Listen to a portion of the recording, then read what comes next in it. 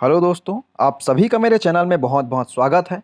आइए जो है मैं बताना चाहूँगा आज मुख्यमंत्री जी के द्वारा आज 15 अगस्त को 15 घोषणाएं की गई हैं और इन घोषणाओं में कौन-कौन से जो है घोषणा उनके द्वारा की गई है, इन सभी के बारे में जो है मैं आज जानकारी आपको दूँगा। तो सबसे पहले देखते हैं जो कर्मचारी जो संघ था, उन कर्मचारियों की घोषणा जो है, उनको क्या-क्या चीज़ों से उम्मीद थी। तो उन लोगों का पहला उम्मीद था कि स्टाइपेंड और परीक्षा अवधि भी खत्म करना।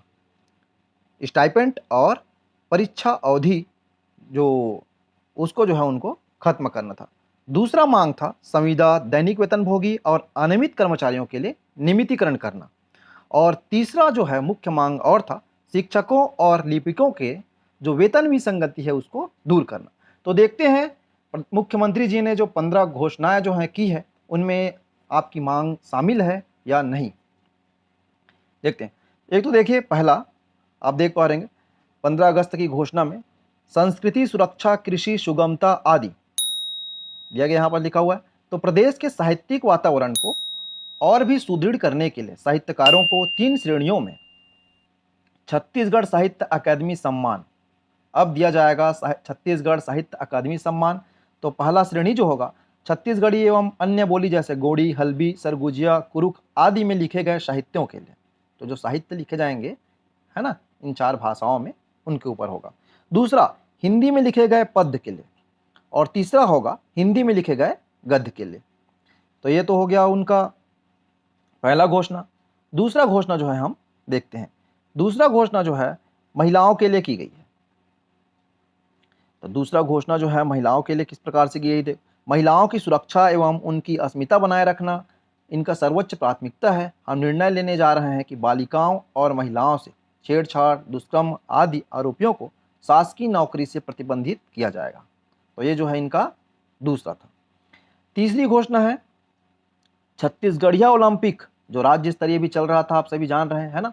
उसमें लंबी कूद, 100 मीटर दौड़ एवं कुश्ती के खेल में 18 से 40 वर्ष के आयु वर्ग में प्रथम स्थान प्राप्त करने वाले प्रतिभागियों को उत्कृष्ट खिलाड़ी घोषित किए जाने की घोषणा। उत्कृष्ट खिलाड़ी जो उनको घोषित करना है और प्रावधान इसी वर्ष से लागू होगा। चौथा, मछली पालन और लाख पालन को कृषि का दर्जा दिए जाने के सकारात्मक परिणामों को देखते हुए ये घोषणा करता हूं कि छत्तीसगढ़ में अब रेशम कीट पालन एवं मधुमक्खी पालन को कृषि का दर्जा दिया जाएगा। तो रेशम कीट पालन और मधुमक्खी पालन को भी कृषि का दर्जा दिया जाएगा। साथ ही मछली पालन और लाख पालन भी जो है साथ में आएगा। ये उनके द्वारा घोषणा की गई है। पांचवी घोषणा जो है देखते हैं। पांचवी घोषणा उनके द्वारा की गई, छत्तीसगढ़ के प्रदेश में कुक्कुट पालन को प्रोत्साहित करने, नवीन रोजगार एवं स्वरोजगार के अवसर सृजित करने के उद्देश्य से छत्तीसगढ़ कुक्कुट पालन प्रोत्साहन योजना प्रारंभ किए जाने की घोषणा करता हूँ। और बताया गया कि छत्तीसगढ़ कुक्कुट पालन का जो है प्रोत्साहन योजना जो है प्रारंभ किया जाना है। इस योजना के अंतर्गत कुक्कुट पालकों को सब्सिडी और वाणिज्यिक दर के स्थान पर रियायती दर पर बिजली उपलब्ध कराया जाएगा, ये बताया गया है उनके द्वारा। छठवीं घोषणा देखिए, प्रदेश के दूरस्थ क्षेत्रों के शासकीय शालाओं 11वीं एवं 12वीं के विद्यार्थी भी इंजीनियरिंग एवं मेडिकल की प्रतियोगी परीक्षाओं की बेहतर रूप से तैयारी कर सकें। इसके लिए देश के ख्याति प्राप्त कोचिंग संस्थाओं से ऑनलाइन कोचिंग निःशुल्क कराने की व्यवस्था, तो ऑनलाइन कोचिंग निःशुल्क कराने की व्यवस्था की गई है और इसके लिए विकासखंड मुख्यालय में ऑनलाइन कोचिंग कक्षाओं की व्यवस्था की जाएगी। सातवीं, प्रदेश के सभी जिलों में कम से कम एक कॉलेज में पोस्ट ग्रेजुएट कक्षाओं में अध्ययन की सुरक्षा उपलब्ध कराने का निर्णय लिया गया। तो कम से कम जो है हर जिले में होना चाहिए एक पोस्ट ग्रेजुएट कॉलेज, इसके लिए जो है निर्णय लिया गया। आइए देखते हैं आठवीं मांग। आठवीं मांग जो है, आठवीं घोषणा जो है, नवा छत्तीसगढ़ गढ़ने में आधुनिक प्रौद्योगिकी की भूमिका को देखते हुए हम अगले शिक्षा सत्र की स्कूली बच्चों के पाठ्यक्रम में भी artificial intelligence, machine learning, internet of things जैसी अत्याधुनिक तकनीक की जानकारी पाठ्यक्रम में शामिल करेंगे, जिससे हमारे बच्चे भविष्य की तकनीक के लिए अभी से तैयार हो सकें और प्रौद्योगिकी के क्षेत्र में विश्व के नेतृत्व करने के योग्य बन सकें। तो ये करने की घोषणा की गई है। नवीं घोषणा, इसमें बताया गया है कि शासकीय महाविद्यालयों में पढ़ने वाले विद्यार्थियों को घर से कॉलेज और कॉलेज से घर आने के लिए बस के माध्यम से निःशुल्क परिवहन सुविधा उपलब्ध कराई जाएगी। तो उनके लिए जो है परिवहन सुविधा जो है निःशुल्क कराई जाएगी, इसकी घोषणा की गई है। 10वीं घोषणा, छत्तीसगढ़ की अस्मिता और पहचान छत्तीसगढ़ी भाषा से है और उनके द्वारा घोषणा किया गया है कि अगले शिक्षा सत्र से राज्य के जिन क्षेत्रों में छत्तीसगढ़ी भाषा बोली, है ना, छत्तीसगढ़ के जिन क्षेत्रों में छत्तीसगढ़ी भाषा बोली जाती है वहाँ छत्तीसगढ़ी भाषा एवं आदिवासी भाषा क्षेत्रों में यहाँ की स्थानीय बोली को कक्षा 1 से 5वीं तक पाठ्यक्रम में एक विषय के रूप में सम्मिलित किया जाएगा। ये घोषणा किया गया है उनके द्वारा। 11वीं घोषणा जो है, शहरी स्वच्छता दीदियों के उत्कृष्ट कार्यों को देखते हुए उनके मानदेय में 20% की वृद्धि। तो जो स्वच्छता कर्मी हैं जो शहरी क्षेत्र में हैं उनके मानदेय में 20% की वृद्धि की गई है।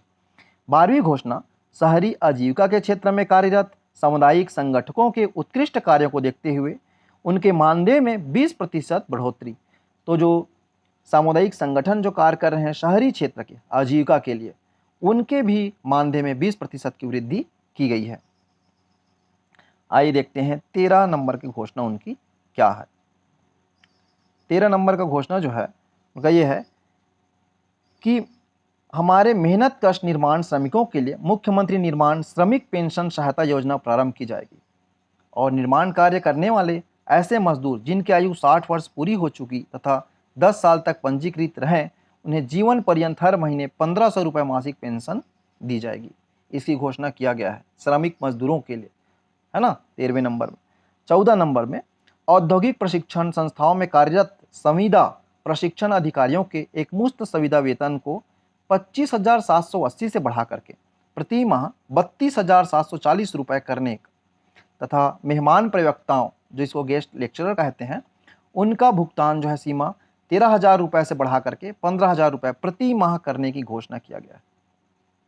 और 15 नंबर में आप देख पाएंगे, छत्तीसगढ़ में शिक्षा सुविधाओं में अपना महत्वपूर्ण योगदान देने वाले अंशकालीन सफाई कर्मी भाई बहने को एवं मध्याह्न भोजन कार्यरत जुड़े रसोइया मानदेय 500 रुपये प्रति माह वृद्धि किए जाने की घोषणा किया गया है। अब रसोइया की जो है 500 रुपये और जितना मिलता था मानदेय उसमें 500 रुपये और बढ़ गया है। उसी प्रकार से वहाँ सफाई कर्मचारी थे उनके ही मानदेय में वृद्धि हो गई है। तो अब आखिरकार आप समझ गए होंगे दोस्तों कि कर्मचारियों की आखिरी उम्मीद भी जो है वो खत्म होती नजर आ रही है और ना ही स्टाइपेंड और वेतनमान जो था वो खत्म हुआ और ना परीक्षा अवधि घटी, आप सभी जान रहे हैं, और ना संविदा कर्मचारी वेतन दैनिक भोगी या नियमितों को नियमितीकरण किया गया और सहायक शिक्षकों और लिपिकों का वेतन विसंगति भी दूर नहीं की गई है। तो अब लगभग कर्मचारियों थोड़ा सा निराशाजनक हो गए हैं क्योंकि यही एक आखिरी समय था और समय निकलते हुए जा रहा है और जितना कब जो है आचार संहिता कब लग जाएगी ये आप सभी को पता है। लगभग अक्टूबर आते ही आचार संहिता लग जाएगी और अगस्त, आज 15 अगस्त है, तो सितंबर बस 1 महीने का टाइम था। तो अब समय निकलते हुए ऐसा प्रतीत हो रहा है कि अब ये जो है पूरी हो पाएगी कि नहीं हो पाएगी। तो इस योजनाओं में जो मुख्य मांग लोगों के द्वारा किया गया था, कर्मचारियों के द्वारा किया गया था और जिस पर सभी की नज़र टिकी हुई थी, वो मांग लगभग पूरी नहीं हुई है। तो मेरा वीडियो अच्छा लगा हो तो इसे आप लाइक कर दीजिए और चैनल में पहली बार हैं और इसी प्रकार के आपको वीडियो चाहिए तो इस चैनल को सब्सक्राइब कर दीजिए। Thank you.